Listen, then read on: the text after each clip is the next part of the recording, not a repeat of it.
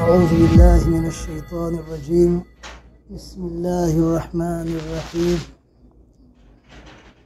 الحمد لله رب العالمين، والصلاة والسلام على من لا نبي بعده، محمد صلى الله عليه وعلى آله وصحبه أجمعين. اللهم لك الحمد ولك الشكر كما ينبغي لجلال وجهك ولعظيم سلطانك.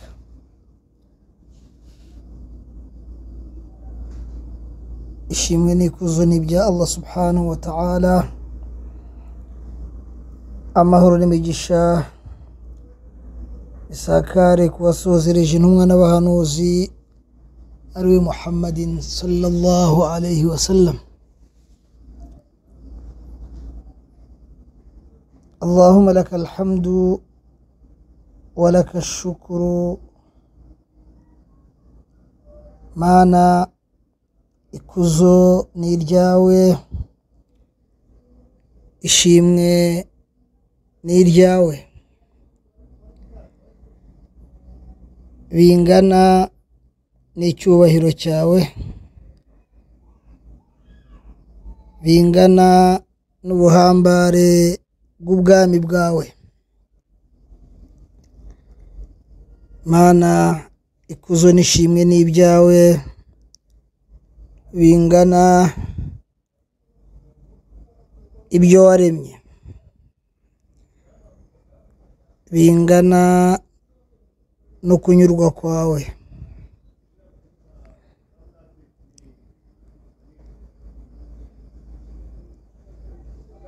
Gushimira Allah subhanahu wa ta'ala ni inema, ni ingabire n'umugisha. Ugize amahirwe arabihorana.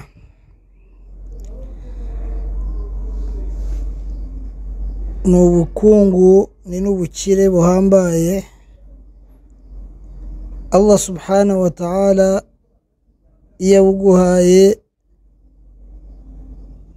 Fa innaka ladhu hadhin azim,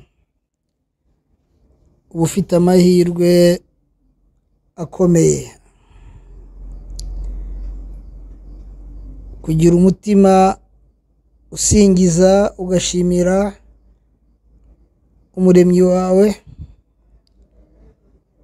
waguhaye inema nyinshi n'ingabire nyinshi utabasha kubara ngo zibarure zose. Dukunze kurindagizwa na bike twifuza tutarageraho cyangwa se tutaratunga. Ibyo bikatwibagiza ibyinshi Allah subhanahu wa ta'ala yaduhaye. Allah subhanahu wa ta'ala ati ya ayyuhal insan ma gharraka bi rabbikal karim. Yewe muntu, niki cyakurindagije wibagirwa bi rabbikal karim, wibagirwa Imana yawe, umuremyi wawe wakugiriye neza, ugira neza. Twavuze yuko al-Karim huwa alladhi yu'ti bila muqabil. Al-Karim nugira ineza nta kiguzi, nta ngurane. Allah guha byinshi ntacyo kwishyuza, ntacyo gusaba. Wishyura ibyo yaguhaye.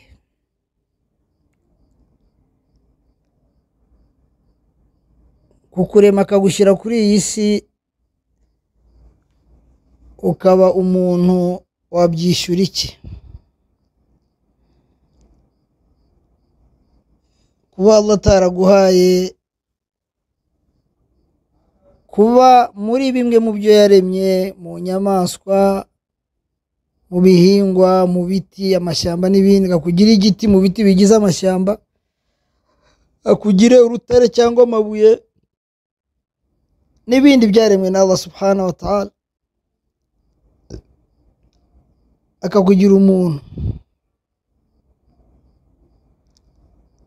alladhi khalaqaka fasawwaka fa'adalak.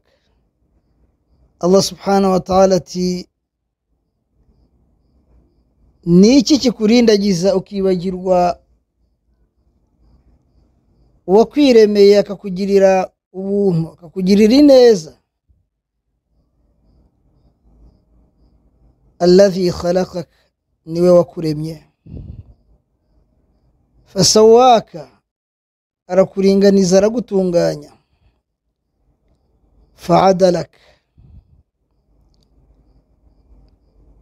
aguha ibipimo bikugize kandi bikwiye.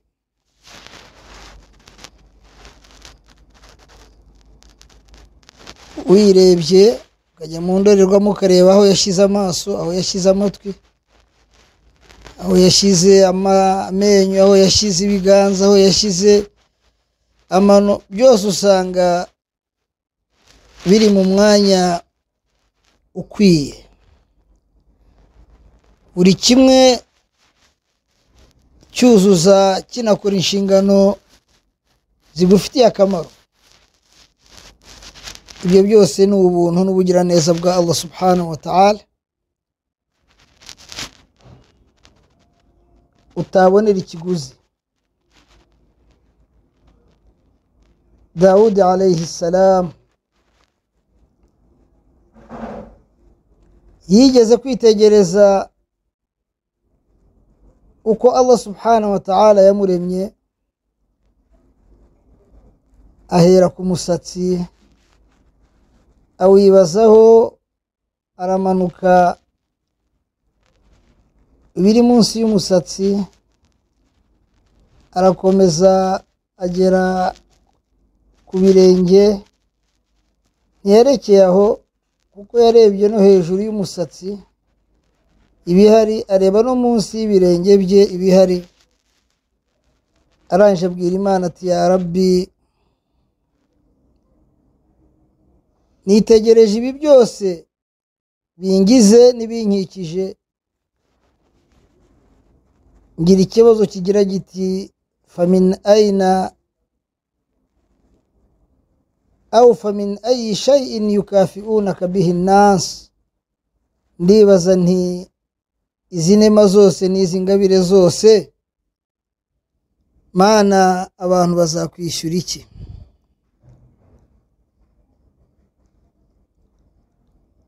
Allah subhanahu wa ta'ala aramusubiza ati ya Dawud, yewe Dawud, inni la'u'ti al-kathir wa arda min ibadi bil qalil.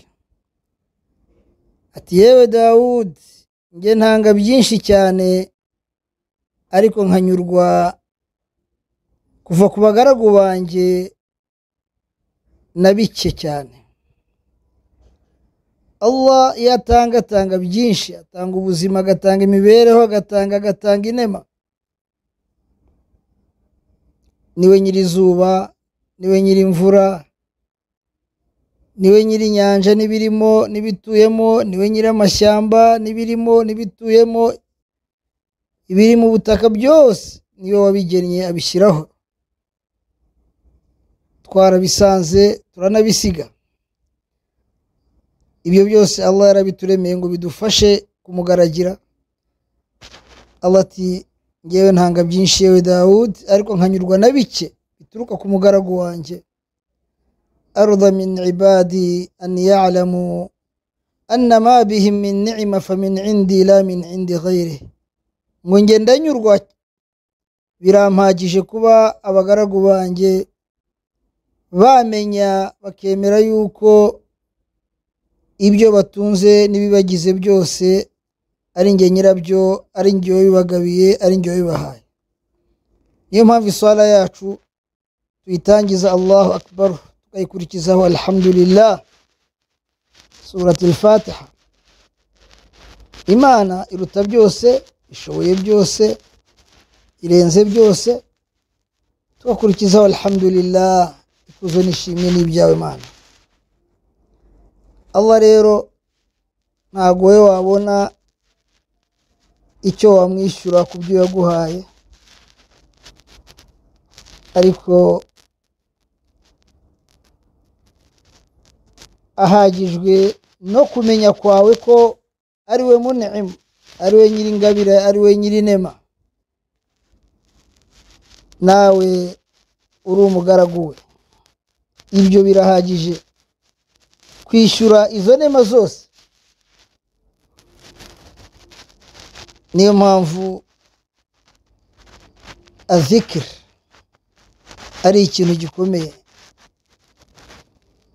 Walhamdulillah tamla ulmizan, alhamdulillah iryo jambo ngo rizakuzuriza ibipimo by'ibyiza bizakujyana mu ijuru. Gushimira no gusingiza Allah subhanahu wa ta'ala. Mu gusoza tuzirikane ikibazo dufite muri ubu buzima gihora gituma tuganya, dufite agahinda, dufite ibibazo bidashira.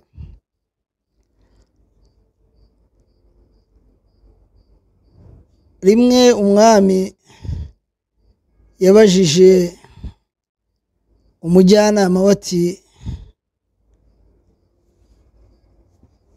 lima ara hadha al-abdu daiman fi as-sururi was-sa'ada wa ana al-malik wa amliku kull shay wala sa'adata li wa a'ishu fi ad-dhiq. Yaramubaje ati mujyanama wanjye gira inama, kuki mbona buri gihe uyu mugaragu wanjye ahora aseka nezerewe, ubona yishimye, nge mwamutunze byose, ufite byose, nkahora mpangayitse ntanezerewe ntanyuzwe, byaba biterwa n'iki? Uwo mujyanama w'umwami aramubwira ati jaribuhu bi99 khut, uzamugerageze ukoresheje metode ya 99. Umwami aramubaza ati metode ya 99 ni iyihe? Aramubwira ati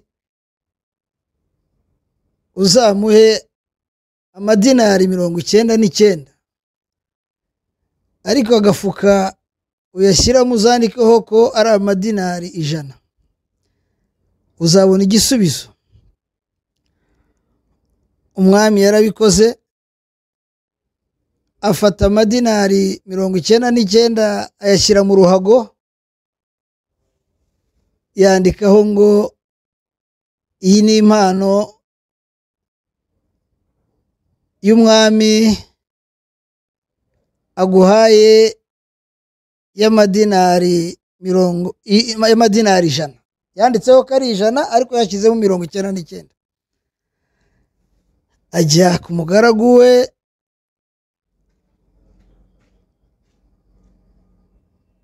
arakomanga, ashyira urwo ruhago ku muryango. Uwo mugaragu we afunguye urugi,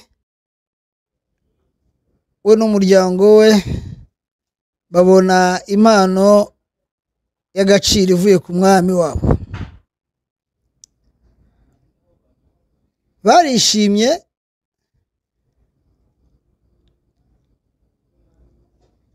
kubona impano ivuye ku mwami ni iby'agaciro kuri buri wese.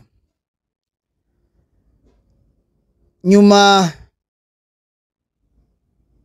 basuka ibiri mu gafuka, barabara babona na amadinari 99. ariko barebye inyuma y'uruhago basanga handitseho ko ari impano y'amadinari 100.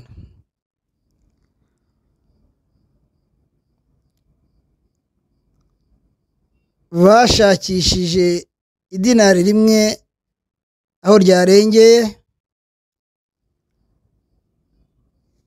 bacana amatara, barara bagenda inzira yose bakeka ko umwami yaciyemo abazaniye ako gafuka ngo barebe ko iryo dinari atariho ryatakaye mu mayira. Bwabakereyeho bashaka idinari rimwe, burinda bucya batararibona. Murumva baraye bahangayitse, baraye bababaye, bashavuye kubera idinari rimwe. Ibyo byatumye wa mugaragu mu gitondo atinda kugera ibwami, kandi atari ko byari bisanzwe. Ahageze akererewe, umwami aramubaza ati habaye iki ko uyu munsi utaziye igihe ku kazi kawe? Arambwira ati nyagasani, ni ukuri iri joro sinasinziriye njye n'umuryango wanjye twese. Impano yawe yatugezeho dusanga haraburaho idinari rimwe, twaraye amajoro turishakisha budukeraho. Uko niko tubayeho, twibagirwa inema za Allah subhanahu wa ta'ala 99 Allah yaduhaye, twese tugahangayika dushaka inema imwe tutarabona cyangwa se tutarageraho. Ibyo rero bikakwibagiza gushimira Allah subhanahu wa ta'ala, bikakubabaza, bigatuma ubaho nabi, ushavuye isi ikururira, kandi Allah yaragukikije byinshi byagushimisha. Allah yaguhaye aho utura abandi batahagira, aguha icumbi, abandi bakodesha, abandi bananirwa no kubona aho bakodesha nuko bakodesha. Allah yaguhaye kudahora umanitse amaguru kwa muganga uri mu za serumu. Hari abamaze imyaka ariho bibera, ariho batuye. Allah yaguhaye kudahora kwa muganga ugemurira burwaje bawe. Allah yaguhaye umugabo, yaguhaye umugore, yaguhaye urubyaro, yaguhaye byinshi byiza, yaguhaye igihugu. Hari abifuza kugira n'ubwene gihugu ntibabugira. Allah guha amahoro, kuramuka amahoro, kirirwa ndi. Wa in ta'uddu ni'matallahi la tuhsuha, ngo mubaruye inema za Allah ni nyinshi ntimwabasha kuzibarura. Ariko inema imwe cyangwa ebyiri wifuza utarageraho zikwibagiza umuremyi wawe. Linudawe, tujya duhozaho rero gushimira Allah subhanahu wa ta'ala ala shukrillah, gushimira no gusingiza Allah subhanahu wa ta'ala, kubera yuko inema ze kuri twe ni nyinshi. Niyo mpamvu Dawud alayhi salam iteka yahozagaho gusaba Imana agira ati ya Rabbi as'aluka 4 mana, ndagusaba ibintu 4. As'aluka qalban shakira, mana ndagusaba umutima unyurwa ugashimira. Walisanan dhakira, ndagusaba ururimi ruhora ruzirikana inema zawe, rukagusingiza, rukagushimira. Mana ndagusaba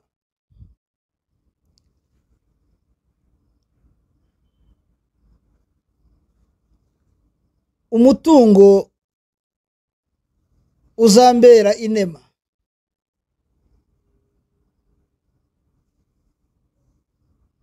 ntuzambere akaga.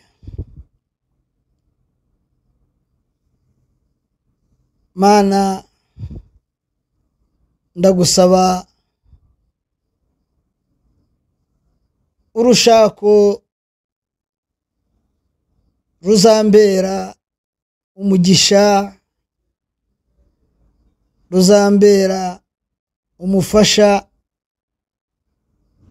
ntiruzambera akaga. Iyo Allah guhaye bene izo nema, abaguhaye byose, ma alayka wa ma alayna illa ad-dawam li shukrihi, nta kindi kiba kikugomba nuguhozaho nawe gushimira Allah subhanahu wa ta'ala. Allah ati wala in shakartum la azidannakum, ngo nimunshimira nzabongera ibindi byiza biruta ibyo nabahaye. Allahumma ij'alna min ibadika ash-shakirin as-salihin. Mana dushyire mu bagaragu bawe bahora bagushimira kandi barangwa no gukora byiza. وصلى اللهم وبارك على نبينا محمد صلى الله عليه وعلى آله وصحبه أجمعين. السلام عليكم ورحمة الله. Yego, dore ngiki gisubizo ku bantu bifuza kwivuza kandi biboroheye batagiye kwivuza kwa muganga bakoresheje imiti kamere. Iyi miti kava mu bimera kamere. Igisubizo rero ngiki, twabazaniye byinshi byiza bibavura ubuzima bwanyu mbere yuko murwara, harimo hibiscus, flaxseed, cloves, ginger powder izwi nk'ifu ya tangawize ivura ibicurane ndetse n'amagripe. Tubafitiye kandi turmeric izwi nka cucuma, akarusho kayo kabivura inzira zigogora ndetse n'umwijima, irinda amaraso kwipfundikanya ndetse ikarinda indwara z'umuriro, ituma umutima utaribwa ndetse n'igifu kandi umuntu akamera neza. Iyi rero ni turmeric kandi izwiho kuvura byahebuje, ikaba yongera amashereka ku babyeyi. Nahawe rero ngo utugane, dore ko kandi tubahereza itende ryumye kandi ryiza riryoshye byahebuje. Ducuruza sisoti kandi ikaba ari nziza cyane ku bantu bayifuza kwirinda.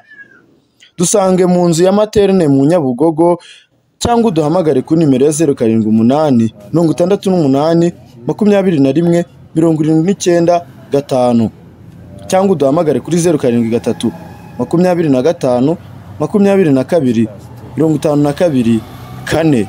Igisubizo cyawe mu kwivuza udahenzwe. Yari T-bag